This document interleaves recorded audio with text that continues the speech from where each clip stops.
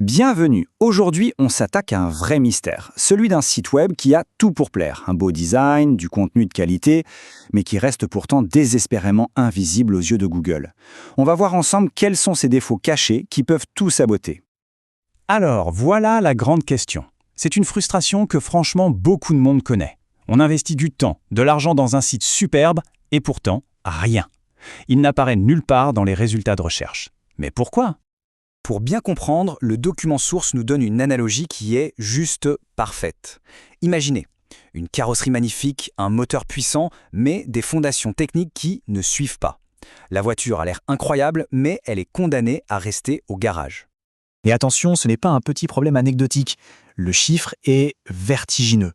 73%. Ça veut dire que près de 3 sites sur 4 ont des problèmes techniques majeurs qui les freinent activement. C'est énorme. Première partie donc, ce sabotage invisible. Essayons de comprendre pourquoi ces fondations techniques sont si cruciales. C'est une image très parlante, n'est-ce pas? Il faut voir les robots de Google exactement comme des clients. S'ils arrivent devant une porte fermée ou s'ils ne peuvent pas circuler facilement dans les rayons, eh bien ils font demi-tour. Et ils ne reviendront peut-être jamais. Ok, maintenant, voyons comment Google perçoit tout ça. Et on va voir que les erreurs dans ce domaine, elles se payent très cher. L'impact est direct et il est brutal. Regardez ces chiffres. Un site qui met plus de 5 secondes à charger, boum, il peut perdre jusqu'à 80% de son trafic potentiel. S'il n'est pas bien affiché sur un téléphone, c'est encore pire, on parle de 90% de trafic en moins. Les chiffres sont sans appel.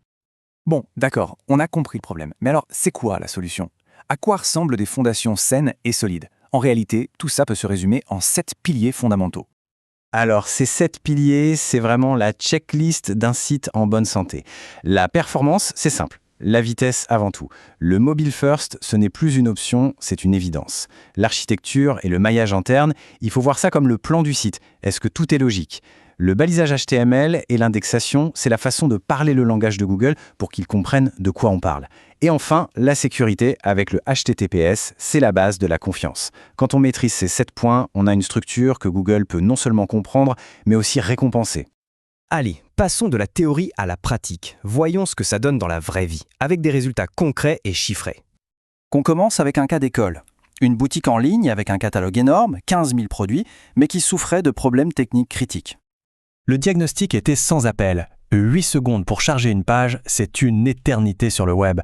Et comme si ça ne suffisait pas, près de la moitié du site menait à des pages d'erreur. On imagine facilement le nombre de ventes perdues. Et regardez l'impact de la correction. En à peine 6 mois, le trafic organique du site a explosé de 347%. C'est un retournement de situation juste spectaculaire. Et attention, ça ne concerne pas que les gros sites de vente en ligne. Prenons maintenant l'exemple, très différent, d'un cabinet d'avocats local qui avait du mal à trouver des clients sur Internet. Là, les erreurs étaient différentes, mais tout aussi graves. Le site était illisible sur un téléphone et pire encore, 80% de son contenu était dupliqué. Pour Google, c'est un signal très négatif qui rendait le cabinet quasi invisible. Et le résultat, après avoir remis de l'ordre, une augmentation de 290% de la visibilité locale. Concrètement, ça veut dire une hausse massive des demandes de rendez-vous. Tout ça nous amène à un dernier point qui est absolument crucial. Un audit technique, ce n'est pas une dépense, c'est un investissement. Vu comme ça, le choix devient beaucoup plus simple. D'un côté, on a le coût de l'inaction, de ne rien faire. Et il peut être énorme. On parle de centaines de milliers d'euros de manque à gagner. De l'autre, le retour sur investissement d'une action corrective. Les chiffres parlent d'eux-mêmes. 1540% en un an. Le calcul est vite fait.